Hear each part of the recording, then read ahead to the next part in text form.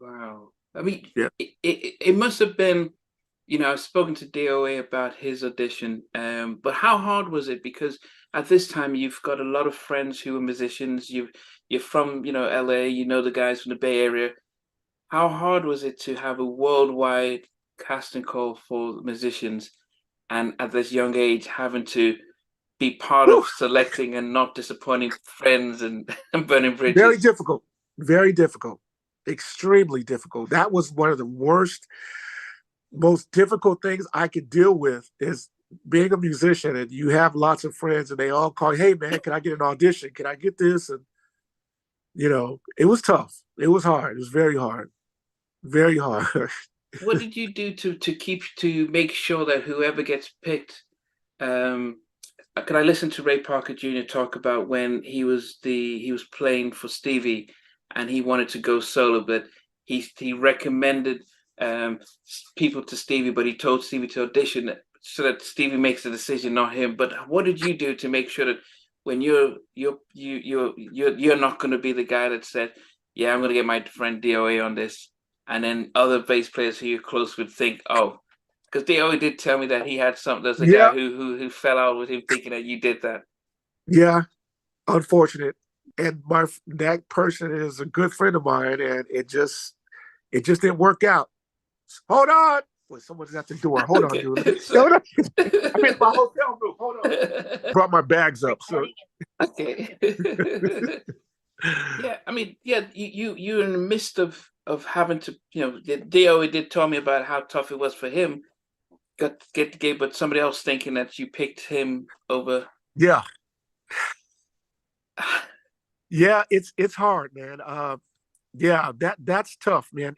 For me because that other person, Cornelius Mims, great bass player. And to be honest with you, we actually like we had a couple of rehearsals, with our my core, the guys that who I really wanted to be a part of the band. But at the end of the day, it's not my band. So, and I Uh, told this to every musician who auditioned. At the end of the day, this is Janet's band. Janet has to make the final decision. It's not on me. It's not my band. But yeah, it is your band. Yeah, it is my band, but this is the artist. It's their band at the ultimately at the end. So, there's only so much I can do. If Janet says, hey, I want this guy, you know, then this is who I want. What am I supposed to do? Go back just say, well, if I can't have my guy, I'm quitting. yeah. It's like, you know, and so it just so happens that you have two great bass players, Corny and DOA. Now, I will say this.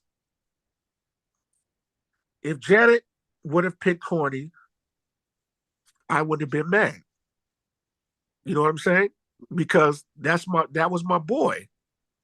Well, I played together with him with Tease. We did all the Oh, Tease he was with. records and stuff. He Oh, was so part. you mentioned. Cornelius was a part of Tease. Yes. Oh, So wow. that's my. You know what I'm saying? That's my guy. You know, I wouldn't have been mad either way. So for me, it was nothing for me. It was.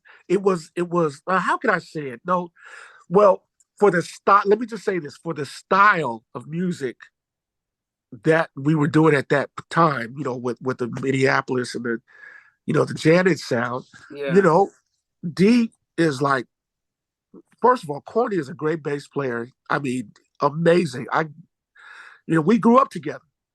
Oh, no. Okay. Yeah. D DOA is a phenomenal bass player, and just it's just so hard, man, because and then on top of D is my boy, so that makes it, that's my guy. So he played on all of my records, and you know, Oh, D D played on my right after right after I want to say my first album came out when it went number one.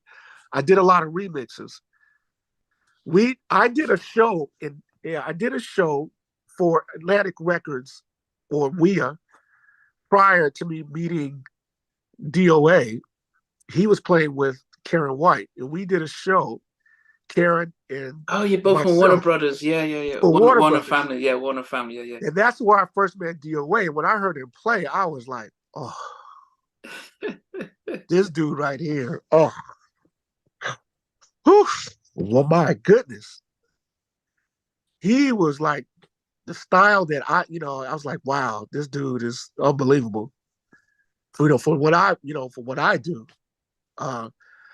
it was unbelievable. So at that time, I was doing remixes for my singles. My third single was "That's My Honey," and I was doing some remixes. And after I met D, I called D and I said, "Yo, you got to come out here to LA and do these remixes with me." Now, how I used to do remixes was very crazy because I would run the tracks, only the drums and vocals, but then we would live play the bass, guitar, key parts while the tracks are going. That's how I used to do it. Mess ups and everything. Just play it. Let's just go and just whatever it is. That's how I did the "That's My Honey" remix. It was me. It was just me and DOA. Wow. We did all that stuff. I would switch up. I played keys. He would play some, he would play the bass parts. He would do some key parts. I would do some keyboard parts. Then I would switch up and then play some guitar parts. So we would play guitar. He would play bass while the tracks are running, just going straight to two track. So we did that, but actually before we did the tour. So I was already fully aware of what he could do and how he could do it. So, at that point, like I said, if Janet was to pick Corny, I wouldn't be mad. If Janet was to pick D, I wouldn't be mad. Either way. Okay, because he talked about his he did some quartet sound that was different. Oh, he did. From Yeah, whatever he did else. Drive. Oh man, I lost my mind when he did so that. he's surprised you didn't expect him to do that. No. When he went to that Drive, I was screaming like, oh my God, and then I'm looking up because Janet is up in she's up in the balcony section watching the band. I could see she was like, she's cheesing like a rat. And he just cheesing. So I'm like, okay, so that's what, she, at the end of the day, she picked Derek. She said, I'm picking DOA. And of course, I was excited, Yeah, because you just that's my boy. That's my boy too. What I'm saying? That's my dude. So I was super excited. Super excited.